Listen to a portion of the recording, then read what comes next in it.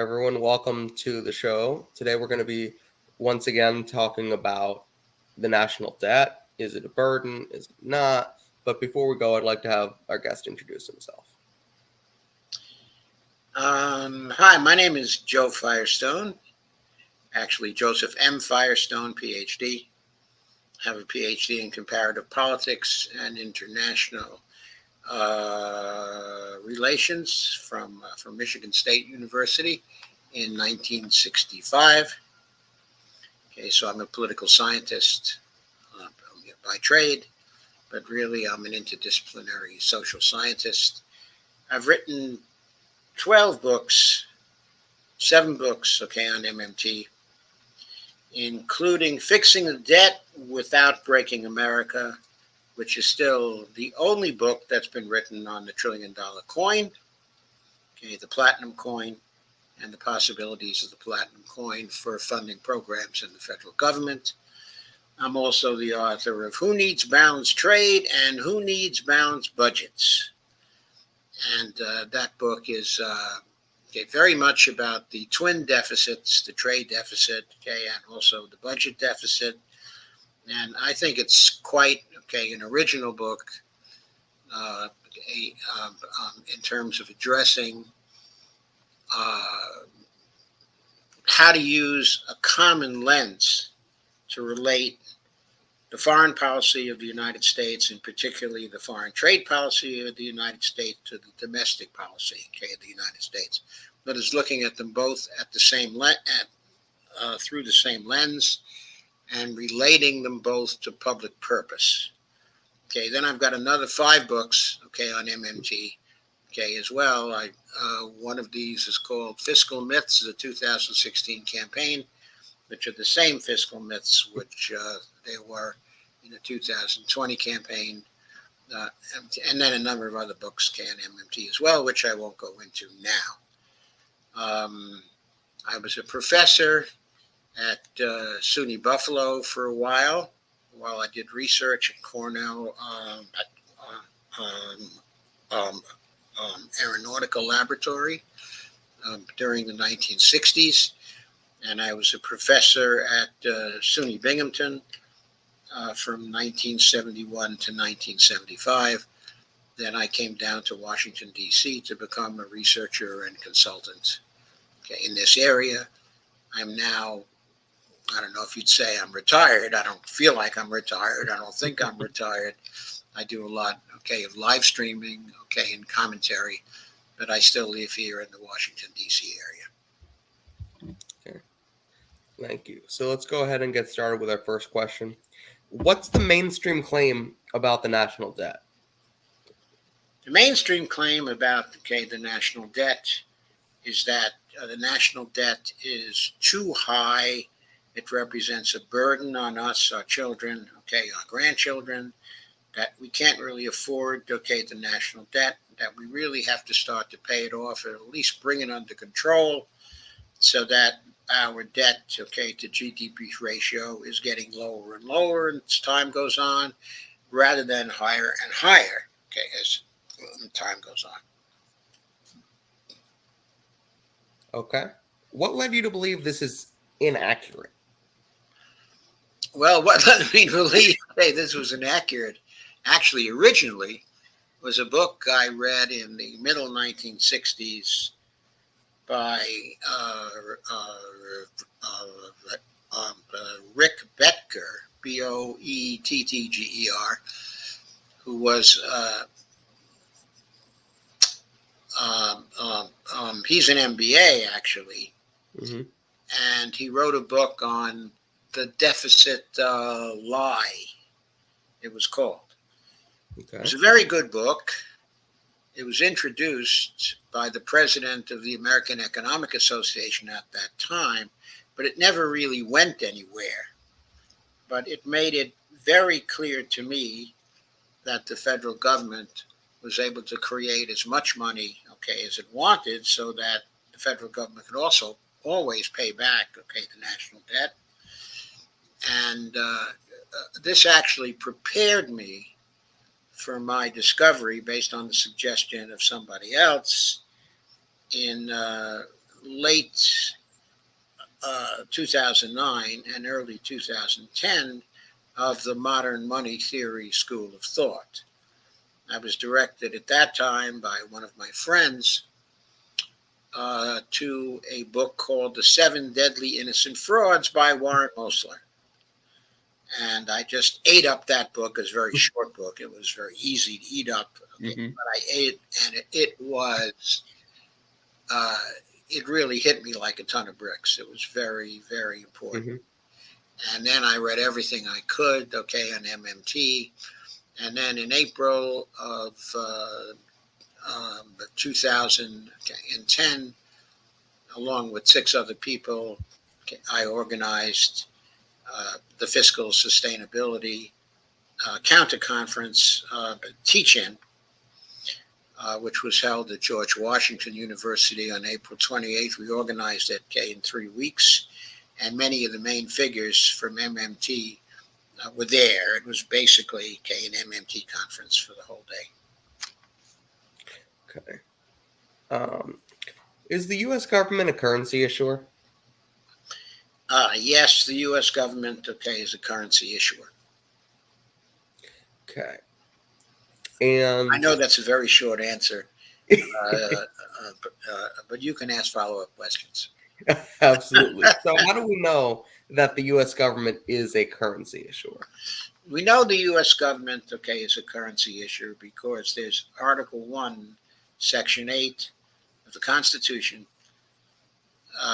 that empowers the Congress to coin money.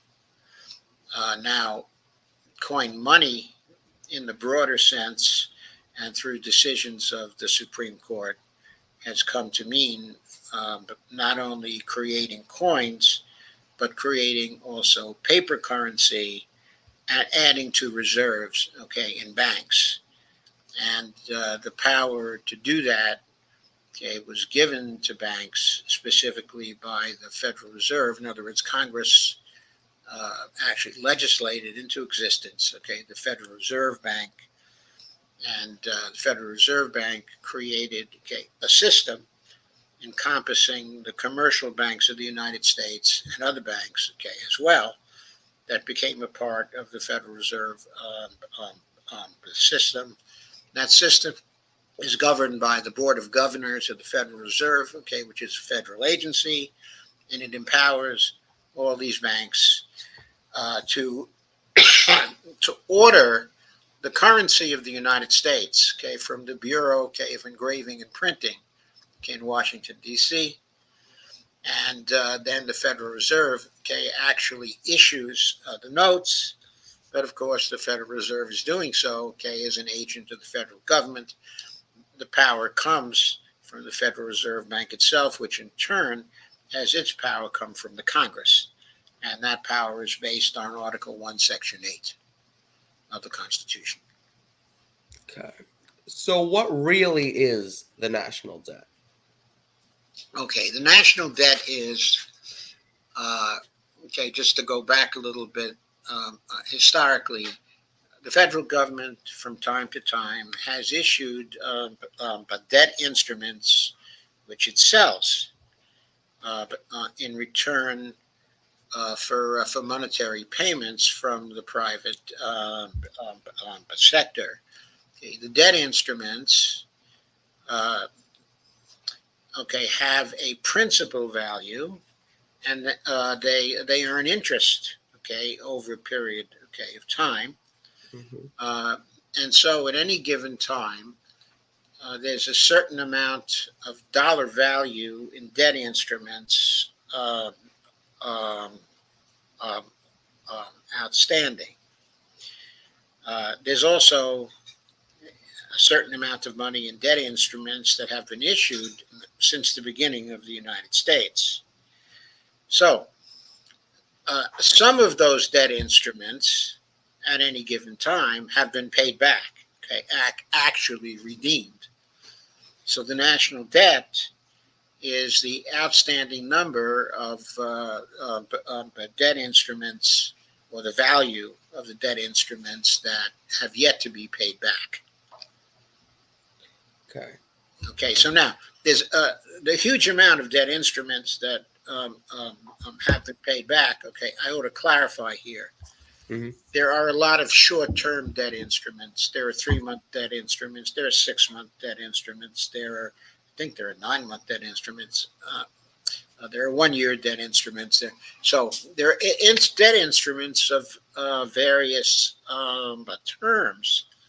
Hmm. So the short-term debt instruments are constantly being paid back. In other words, okay, so the redemption of debt instruments, okay, over a period of years, right now, maybe as much just off the top of my head, this might not be a correct figure because I don't keep track of it each day, but uh,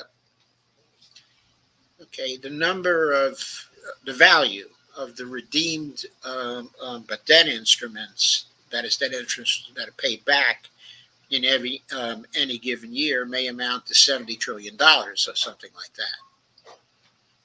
So even in a single year, the dollar value of the debt instruments that are paid back is huge.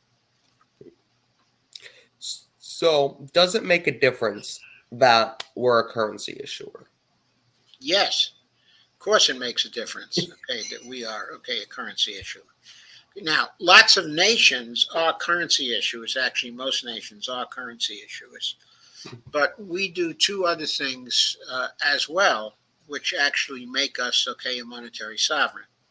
Okay. Specifically, we allow the value of our currency to float, in international trade, and also the federal government does not incur debts, in any other currencies, except for its own. Now, these three things, that it's a currency issue, that it floats the value of its currency, in international trade, and also that it never borrows, in any other currencies. Those three things taken together mean that the federal government, because it's a currency issue, can always pay back its debts. It always has control of its ability to pay back its debts. Because, for example, it could issue a platinum coin of $100 trillion, let's say, and it could pay back all of the debts that fall due tomorrow. Furthermore, it could try to buy back the debt instruments Hmm. that are not actually falling due tomorrow.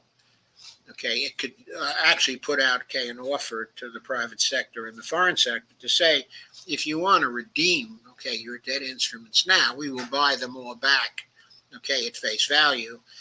And so probably if the other nations were to cooperate, in a matter of days, the United States could buy back the whole of its debt instruments, which now amount to something close to $35 trillion, and pay that all back.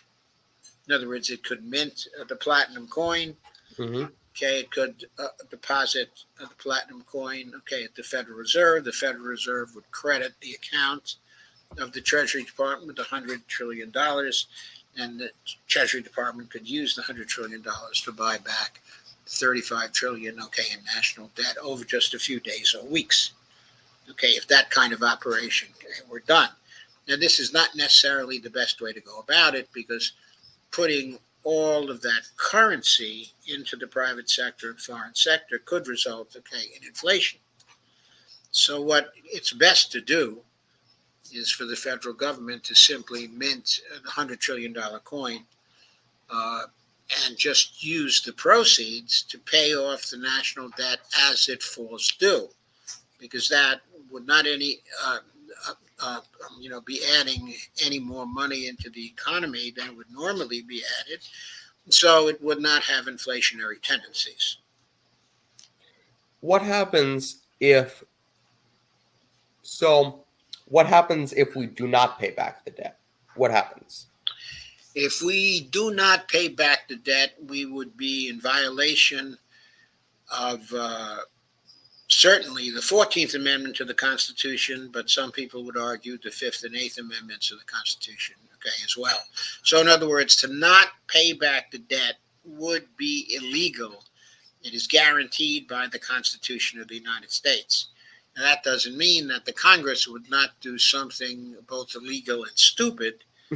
They do these kinds of things, okay, at all times. But theoretically, at least, if they were to fail to repay the debt, okay, as it falls due, if they would allow the Treasury Department to run out of, let's say reserves because of a debt ceiling crisis or something like that, okay, and they allowed, a default, okay, in the national debt, then the Treasury Department could sue the Congress, okay, in the Supreme Court for violating the Constitution of the United States. And then if the Supreme Court were honest, which of course we don't think it is, but if the Supreme Court were honest, they would have to declare the Congress in violation of the Constitution and order the Congress to empower the Treasury Department to pay the national debt that had fallen due. So, would a fair description of the national debt be that it's an accounting record? Would that be a fair description? I'm sorry, ask that question again. So, would it be fair to say that the national debt is an accounting record of some kind? Yes, it would be fair to say. Well, it's not merely, okay, an accounting record. The reason why it's not merely an accounting record is because the debt instruments do exist. They do. Yes. When you buy a bond from the federal government, if you want to, you can get the physical bond, okay, from the federal government, or you can, just keep an accounting record of what, the bonds that you've bought. But I think you can actually get these physical bonds if you want them. Mm-hmm. So here's the question.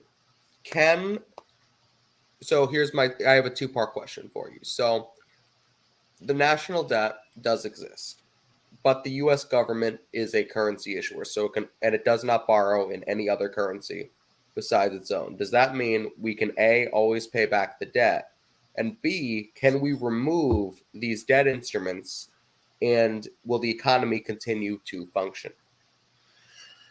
Okay. So A, yes, we can always pay back, okay, the debt instruments. I cited, an example some time ago here, okay, in the early part, okay, of the interview, of how it might happen that we could pay off the whole national debt in a very short period, okay, of time. We certainly could pay it back, okay, over 30 years. Okay, in other words, if we put the reserves into the Treasury spending account, which the Congress and the Federal Reserve together can do, to cover, okay, the 35 trillion, okay, in national debt, and we stopped issuing any more debt, and we paid off the debt as it falls due, then all the debt would be paid down to zero within 30 years. Because the longest term bond is a 30-year Treasury bond. Okay, that was the first part of the question. Okay, now the second part of the question was what? Can we remove these debt instruments from the economy, from our practices, and continue just to run the country without issuing bonds? Yes, we could. What would happen is that,